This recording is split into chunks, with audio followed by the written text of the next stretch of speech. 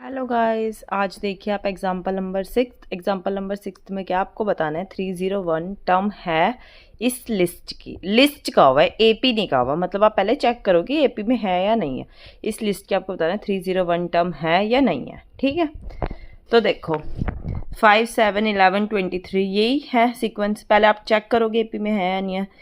A2 minus A1 करो, 11 minus 5 6, फिर A3 minus A2 करो, 17 माइनस 11 6, फिर A4 माइनस A3 करो, सब में 6 आ गया। ठीक है, तो मतलब ये है एपी में तो है, डी सेम आ गया। ठीक है, अब ए आपको पता है 5 है, डी आपको दिया हुआ है क्या, डी आपने निकाल लिया 6 है।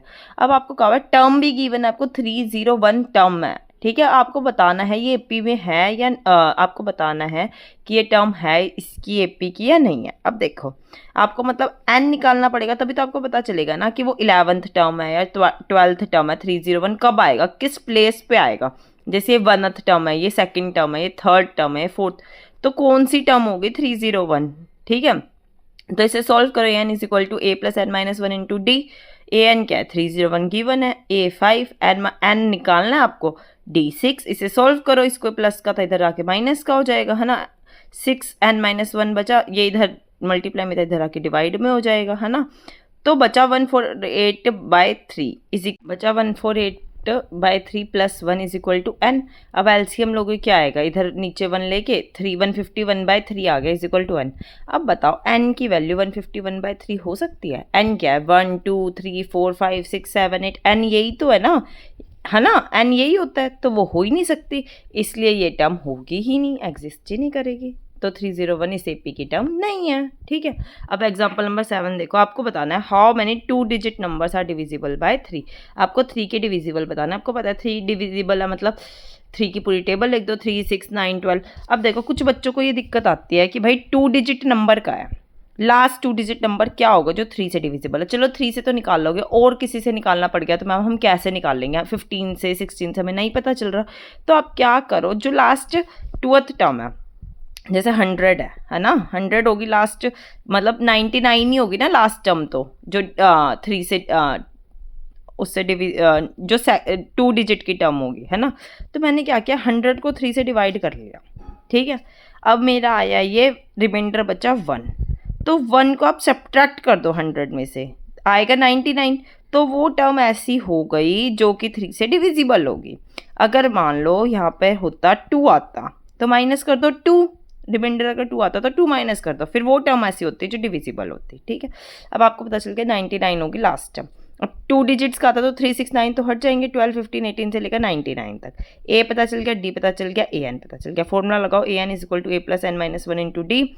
ए एन की जगह 99, ए की जगह 12 plus N minus one, N निकालना है आपको, डी की वैल्यू 3, ये इधर प्लस का था इधर माइनस का हो जाएगा, माइनस करते 87 आए, मल्टीप्लाई का था इधर आके डिवाइड का हो जाएगा, ये माइनस का था इधर जाके प्लस का हो जाएगा, आ गई आपके एन की वैल्यू 30।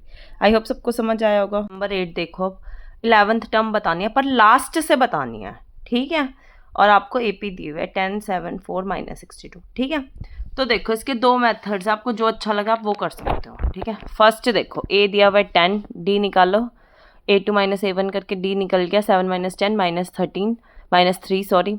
ए एन की वैल्यू दी हुई है, एन मतलब लास्ट टर्म क्या दी हुई है, -62। ठीक है, A N is equal to A plus N minus one into D. आप इसको सॉल्व करोगे, एन की जगह -62 रखोगे, ए की जगह 10, एन पता नहीं है, डी की जगह -3। तो इसको सॉल्व करके आपका आएगा -62 को इधर -10 करोगे, एन माइनस वन -3, इसको मल्टीप्लाई में इधर आके डिवाइड करोगे, ये माइनस में उधर जाके प्लस करोगे, 25 आ गया। मतलब टोटल नंबर ऑफ टर्म्स आपको दी हुई है N 25, total number of terms आ गई आपकी 25। अब क्या हुआ है, लास्ट से 11th टर्म। अगर देखो ये चीज़ नहीं करनी आपको दिमाग चलाना है कि देखो लास्ट से 11 टर्म का हुआ है, मतलब 25 माइनस 11 करोगे आप तो क्या आया, 14 आया। तो मतलब शुरू में उस टर्म के शुरू में 14 टर्म्स होंगी, है ना। तो खुद तो वो 15th टर्म हुई ना, है ना। अब देखो मैं तुम्हें ऐसे समझाती हूँ कि कैसे कर सकते हो। आपने 25 ये बनाया आपने, ठीक है, 25 बनाया। अब देखो लास्ट से 11 टर्म का हुआ है, 1 2 3 4 5 6 7 8 9 10 11th टर्म यहाँ पे आएगी। ठीक है, तो शुरू से तो देखो 1 2 3 4 5 6 7 8 9 10 11 12 13 14 15वीं 15th टर्म हुई ना शुरू से, क्योंकि इस टर्म के आगे 14 टर्म आ गई मेरी माइनस करके, खुद तो वो 15th टर्म हुई ना, पर समझ गए। तो अगली बार क्या करना है, जितनी भी टर्म्स हो उसमें से माइनस करोगे आप, तो फिर जो भी आए उसमें +1 कर देना, ठीक है। तब देखो A15 अगर शुरू से निकालेंगे हम, A15 टर्म होगा ना, क्योंकि लास्ट से भी यही टर्म आ रही है और शुरुआत से भी 15 टर्म आ रही है। तो A + 15 - 1 इंटू डी, तो 10 + 15 - 1 इंटू डी की वैल्यू -3, तो -32 होगी ये वाली टर्म, -32। अब देखो दूसरा सोल्यूशन क्या है, अगर किसी को कॉम्प्लिकेटेड लग रहा है, इस सीरीज को उल्टा कर दो। अब क्या थी, 476 से लेकर -62 सीरीज थी, मैंने इसको उल्टा करके लिख दिया, -62 से 476। अब इससे क्या हुआ, आपको स्टार्टिंग से 11th टर्म निकालनी है ना, स्टार्टिंग से ही तो 11th टर्म निकालनी है, क्योंकि वापस से उल्टा करोगे सीरीज को तो फिर वो वही टर्म आ जाएगी ना। शुरुआती से 11th टर्म निकाल लो, शुरुआती से मैंने 11th टर्म निकाली, A + 10D, ये क्या है -62, डी कैसे निकालोगे, अब ये है तो AP में ही ना, कहीं से भी निकाल लो, 7 - 4 कर दो, 3 आ गया। ये नहीं कि वाले डिजिट निकालने बैठो, A2 - A1 ही ज़रूरी नहीं है, कोई भी टर्म निकाल सकते हो आप। डी में 6 - 7 भी कर सकते थे, 6 कहाँ से आ गया यहाँ पे, 4 7 6 4 7 10 था यहाँ पे, सॉरी। तो आप 10 - 7 भी कर सकते थे, 3 है ना।